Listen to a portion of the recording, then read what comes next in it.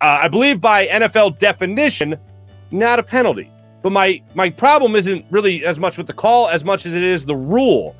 How is it, Gunner? How is it, Devin, that so often in football we see helmet-to-helmet contact, even though a player is going down as another player is being tackled, helmet-to-helmet still happens, and it's still a penalty? It seems like a huge hypocritical rule in the NFL rulebook.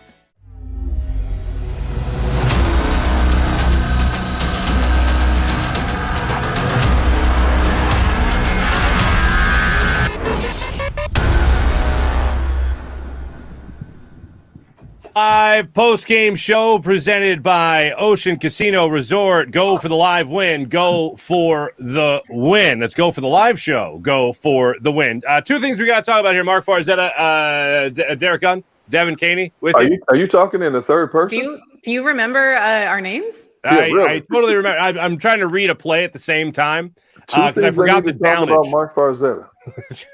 Well, let me see when D Gunn started talking to himself. See, D Gunn knows who he's talking to at that particular time. So just want to remind myself. No, I wasn't sure if it was a 3rd and 10 or a 3rd and 12. But the Dallas Goddard play, because there's two plays that we need to talk about here. One was the Dallas Goddard play, 3rd and 12. He catches the ball for 24 yards. It looked like Ronald Darby wrapped up his feet. He's going down. Justice Simmons comes in and forearm shiver to the head of Dallas Goddard. Should have been a penalty. No penalty called. The referee, though, at that exact time, after Goddard got up and looked shaken on that play, the referee grabs his shoulder and points to the bench like, hey, you better get this guy. He just got hit in the head. And I'm thinking, if he just got hit in the head, why isn't it a penalty? They show the replay. The hit from behind happened first with first off, he establishes himself as a runner. Darby wraps up his legs. He falls forward. The hit comes into the head, and he goes out and leaves the game, doesn't return. I believe by NFL definition, not a penalty. But my problem isn't really as much with the call as much as it is the rule. How is it, Gunner? How is it, Devin, that so often in football we see helmet-to-helmet contact, even though a player is going down as another player is being tackled, helmet-to-helmet still happens, and it's still a penalty? It seems like a huge hypocritical rule in the NFL rulebook. I had said when they decided to change this rule that my biggest concern, which has come to fruition time and time again, is you as an attacker trying to take down a ball carrier. Once you make a commitment to strike a certain target, how are you supposed to adjust at running at that speed, especially when the ball carrier at the last second decides to lower his shoulder and helmet to protect himself? You already have a bead on a certain spot you're going to hit. And 9 times out of 10, you get called for the helmet-to-helmet and not the offensive player. I think it's the most ridiculous rule. I understand and I applaud the fact that you're trying to make the game safer for players. But you've had a couple of years now, especially after seasons, the referee committee, to sit down and analyze how you're calling these, and yet it's still called the same way. And it's costing teams games in a lot of ways as well. You have to do something to improve upon this. The game was played a long time ago where if both parties lower their helmets at the same time, so be it, one was going to win. Ball carrier was either going to evade the tackler or the tackler was going to bring the ball carrier down. Now, all of a sudden, you've made the game so offensive-minded, trying to make the game safer, that you're doing an injustice to defensive players. And defensive players are as frustrated as you can possibly be by the way this is called now. I mean, basically what you're going to do eventually, and it's happened already, defensive players are going to succumb to more serious injuries because now you're asking them to adjust in a fraction of a second. By doing that, you're exposing certain parts of your body, the head, top of your crown of your head, or your neck, which could cause severe injuries, because now you're worried about striking your target at a point where it could cost you an additional 15 yards. And it's not, I hate to use this term, it sounds like a kid. It's not fair. It's just not fair because it's not fair. It really isn't. That ruling has to be adjusted moving forward. And I'm surprised this has been going on for a couple of years now, and there really hasn't been any adjustments made. Yeah, no, I totally I get what you're saying where, when you're running on defense, and I don't know who was it who had the second hit on Goddard? Simmons. Simmons. I don't know. I'm sure that wasn't intentional. And Deegan, I get what you're saying where that can also cause injury, but that hit there's a few hits in the NFL where I kind of jumped back. He got wrecked on that hit. I think there has to be a happy medium because it's ridiculous that he definitely has a concussion and was clearly shaken up getting off the field on that. He looks a little dazed getting up, and just the amount of times that these guys have to go through that, we all know it's not healthy. So the fact that there was literally zero penalty caught on that is ridiculous, but I also get what you're saying where when you're on defense, you can't just stop yourself or you'll hurt yourself. So in all honesty, where's the line? Because once you're asked to hit a moving target, and again, that target changes position, how are you supposed to defend that? Goddard, to your point, that was my issue with helmet to helmet. Yes, take away helmet to helmet. Shouldn't happen. Guys are getting hurt. Serious brain trauma. We all know the stories there, right? But if you're watching just the game, that implies that every single tackle has to be a form tackle. So where's the exception to the rule? Exactly. I've seen players try to go in 4 knees to hit a running back at his knees, take out his legs as he's coming through the box, and the running back's lowering his head as well. Yeah. And instead, the defensive back or the linebacker, whoever's trying to come in, is trying to get lower where you're told to hit. And you end up having helmet-to-helmet contact. They're technically doing the right thing, but by rule, because it's a moving target and you're hitting the other player's helmet, that's a penalty. This particular play, the same thing happens pretty much, where Goddard's going over, gets tackled from the legs from behind. The defensive player comes in over the top. Goddard's falling to the ground and then gets hit. It's actually very similar to the Carson Wentz play that knocked him out of the playoffs against Seattle, where he was already falling to the ground and Jadeveon Clowney came down on top of him. Clowney should have still peeled off, should have been a penalty on him in that situation. Yes. But this play just happened to be his forearm. If it was his helmet, then it would have been a penalty. So it's such a hypocritical rule that the NFL has put out there. They need to address that, because otherwise you're going to see guys say, okay, well, I'll just make sure my head's up and I can still make a hit with my hand or my forearm. How does that make any sense? Oh, and just to make it better, what was it? 15 minutes of real time later, Avonte Maddox gets called for the taunting penalty. Yeah. After I forget who it was on the offense for Patrick, maybe for the Broncos that kicked him first, kicked Avonte Maddox off. Avonte Maddox said something. Ref saw that, threw the flag for taunting. It's not that he taunting who hits rule first. is ridiculous. Go ahead. I'm sorry, Devin. No, I just said it was ridiculous. You can go for it. It's not he who hits first. It's one who gets caught last. It's always the case. Right. What makes the helmet-to-helmet rule even more frustrating is with the multitude of cameras that you have in a game now, you have every possible angle covered.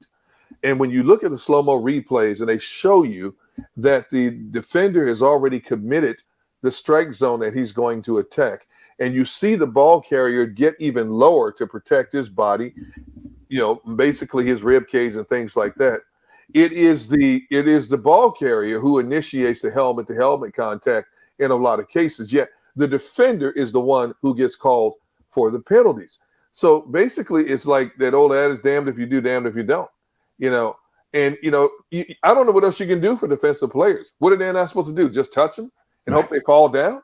Put flags on them if that's the way you're going to play the game at this point.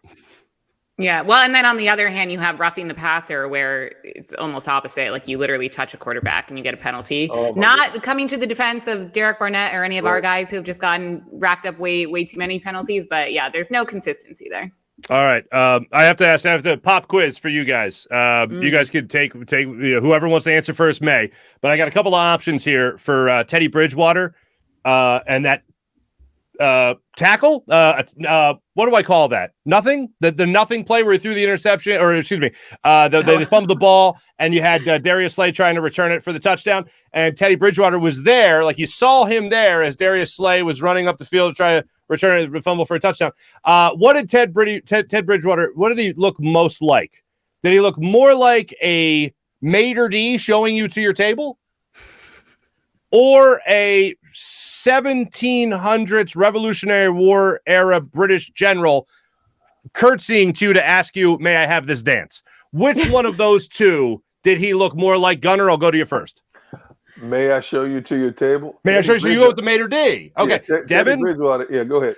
Go ahead, You know, I was going to go with the Mater D as well, but now I feel like I got to change it up to make Why? it Just so you don't agree with me? Is that it? What was that play? First off, great play by Darius Slay for returning that. But if Teddy Bridgewater is our quarterback in that particular play, make an effort or get the hell out of the way. He got out of the way. Teddy Bridgewater made a business decision. He said, look here, if I try to tackle him, I can injure myself here, pull a hamstring, break a finger or, shoulder, trying to take him down something. No, that's okay. I'm good. I need to collect my bonus money. I need to play. Teddy Bridgewater, he basically made a business decision. That was the most lethargic attempt to make a tackle that I've seen in quite some time in the National Football League. He didn't make a tackle. He didn't try to make a tackle. Hey, you know what? I can't blame Teddy. Teddy made a business decision. Teddy says, I want to play. I want to be on national TV every week. I don't want to be on IR. I don't know if, Devin, I know you watched it 1,000 times too because it's just that hilarious. But Teddy Bridgewater is standing there like trotting up the field, and I think he distracted his teammate who then got a shoulder in his ear because Teddy Bridgewater was trying to stand in front of his own teammate. It looked like he was taking two of his own teammates out of the play. Yeah. No, I actually tweeted side by side when the Buccaneers played, I believe it was the Saints. Tom Brady did something similar, but he actually had someone standing directly in front of him from the other team. And I get that. Like, I would be like, okay, look, you do you take my ball and run with it. But Bridgewater really didn't have an excuse here. I just want to talk about the emotional roller coaster I went through on that play. Because I don't know if you guys felt the same way, but I feel like most Eagles fans, like in my head, I'm like, just go down. Like, you got the interception, stop. And he was scrambling around, kind of holding the ball loosely. Like, I was yelling at him to just go down, and he somehow found his way through and got a touchdown. It was not what I was expecting. And even when he got the touchdown, I was like, oh, that's going to be called back. There's no way. Mm-hmm. So I was audibly screaming and losing my mind at that. To me, it honestly looked like a bunch of players on both sides didn't know if it was going to be ruled down. Yeah, I don't think anyone knew it was happening. And everybody just stopped. Meanwhile, Darius Slay said, hey, look, I know my name is Big Play Slay, and I haven't made a lot of big plays this year. I'm just going to keep going until somebody tells me to come back. And lo and behold, it ends up being a touchdown, a great turn of momentum for the Eagles in their favor because, man, they haven't had a lot of that this year, and Darius Slay hasn't had a lot of big plays this year. So kudos to both, Darius Slay being heads up to try to get as much as he could out of that play. If we keep going, and for Teddy for allowing Darius to score that touchdown. Yes, thank you to that Mater D. We'll agree with that Mater D, and may I have this dance guy. Devin, real quick. I just lost. Oh, there he is. Sean's agreeing with you, saying the rough of the passer call is garbage. I don't know if he's talking about Barnett in particular or the rule in general that the play that is garbage. I do enjoy the side-by-sides we always see of what, roughing the passer then versus now and how it's always changed, and where we're at now with roughing the passer. I got to say, and I am in no way, shape, or form trying to defend Derek Barnett. If we're on the other side of that, we're looking at that play being like, that's just 1,000 times ridiculous. Even if you're looking at it like from Teddy Bridgewater's eyes in that particular play, you're looking at it and you're going, I'm sorry, wait, what? Even, like the ball had just left his hand. Now, Derek Barnett, I noticed his head was down on the play. He wasn't exactly looking up. Had a great spin move to get to the quarterback. I don't know what he's supposed to do in that situation. You got to peel off. I mean, the rules. I mean, you're shown these plays in training camps. You have referees who come into every training camp and go over certain aspects of what is and what isn't. You got to be smarter than that. I mean, we see every week, every game, there's a roughing the passer penalty. It's going to be called. It happens. The momentum and the adrenaline rush a lot of times, gets the best of a lot of players. And, you hope it's not in a situation where it costs you a game. But when it comes to roughing the passer and the pass interference calls and the helmet to helmet, they're too inconsistent across the board. And it decides too many outcomes in games, especially for a team that's trying to come back in certain games. The time is absolutely flying by after the Eagles pull off this win. I don't want to make it sound like they just pulled it out, but they just absolutely took it to the Denver Broncos tonight. It was great to see another complete win for them. We'll talk more about it in a second. Also, what it means for Jalen Hurts as well as Nick Sirianni. We made the point a couple of times already regarding Vic Fangio and those two squaring off. Sirianni's offense, Fangio's defense. How is that going to work out?